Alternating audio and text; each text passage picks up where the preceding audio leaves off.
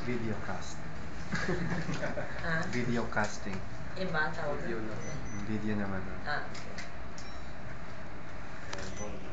Okay, good morning, Lauren. I'm Joey Alarilla. I edit our Inquire.net video channel and also our hack and slash gaming site. I don't know if you play games, but maybe I'll ask you later. No, my son does. I'm sorry, I don't play video games, but he does, and that's my problem.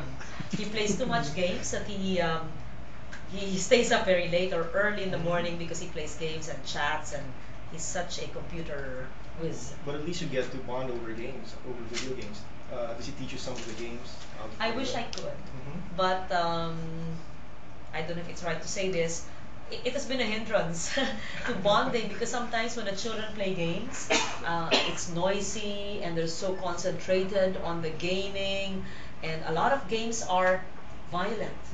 The M games or the T games. I didn't realize that there were M games for those 18 and above, and I was purchasing games which are M games for my 13-year-old son. I cannot take it back now because I bought it for him. Ignorant mother.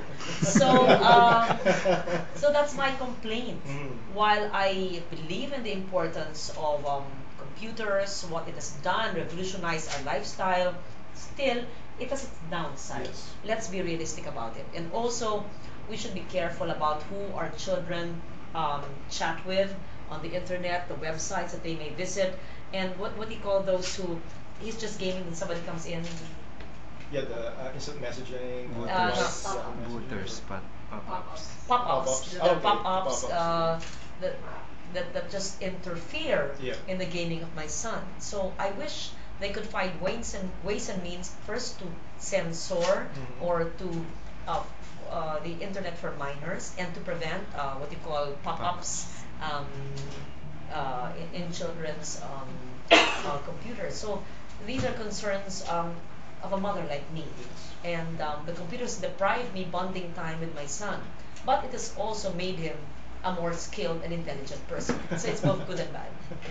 As a former broadcast journalist, how do you feel about technologies like, for example, this podcast right now? How are they changing the face of journalism and the way our Filipino people get access to information? For example, the real issues in the campaign. Well, it has made it more interesting, more varied, and the response and the access more instantaneous. So that's good. It has also made it maybe more affordable. And now that I know about this podcasting, I'll probably do it more often and utilize it and squeeze every every aspect of it. It's interesting.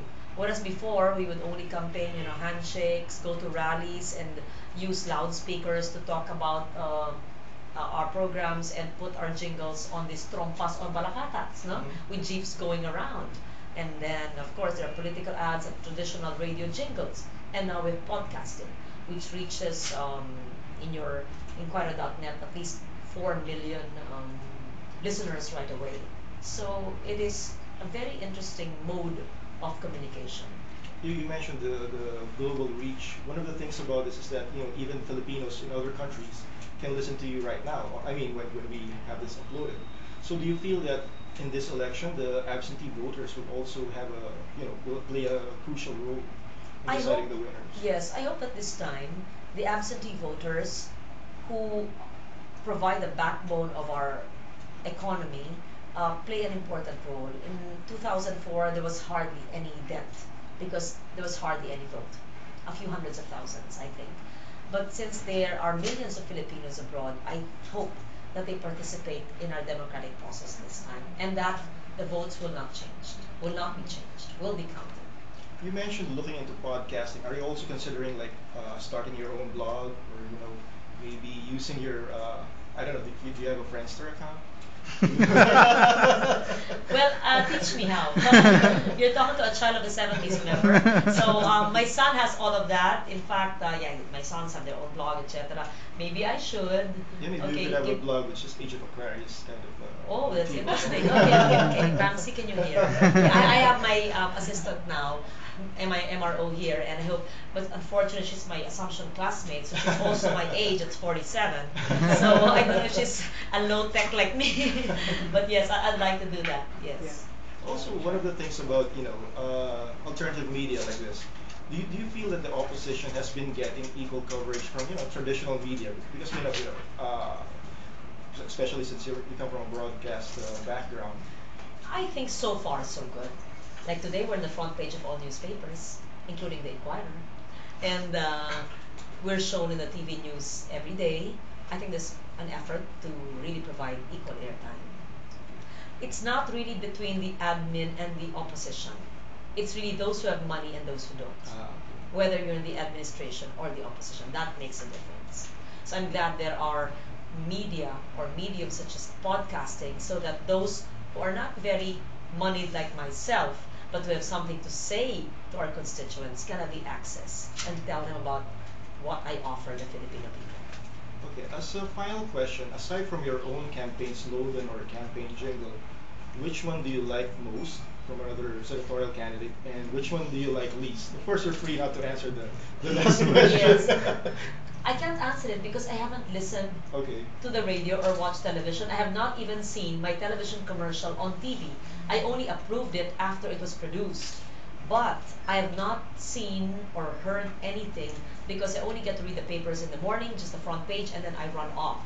So I'll make an effort. But my staff have different comments from different candidates, which I will not ventilate, lest I be accused of being partisan. But I like my commercial very, very much.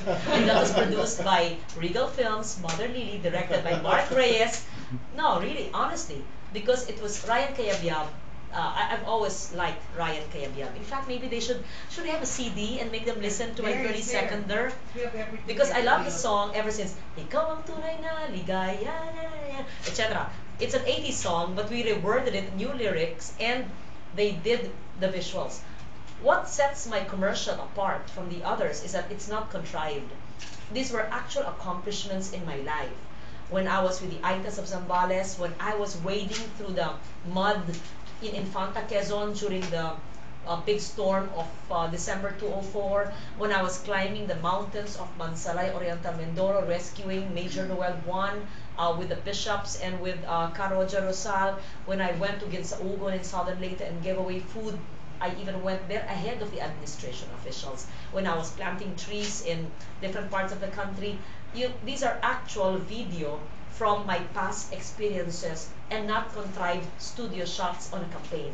And if you will see, I did not promise anything. All I show is what I have done so they can imagine what else I could do. Thank you very much, Lauren. And if I may say, sorry, Pabol, I have another commercial coming out because it's a series of 3. I have another commercial coming out which shows the Pulse Asia survey, which showed me as the most trusted Filipino. This is different from the senatorial preferences of being #1. This is really important to me, more than being on top of the senatorial surveys, because all existing government officials were surveyed. Former presidents, present president, vice president, Senate president, Speaker of the House, etc. Even George Bush was put there, and what the Filipinos think. And a non-incumbent former senator has topped the list. Therefore, I am truly humbled by the fact that I am voted as the most trusted Filipino today, and with it comes the immense responsibility to live up to the high expectations of people.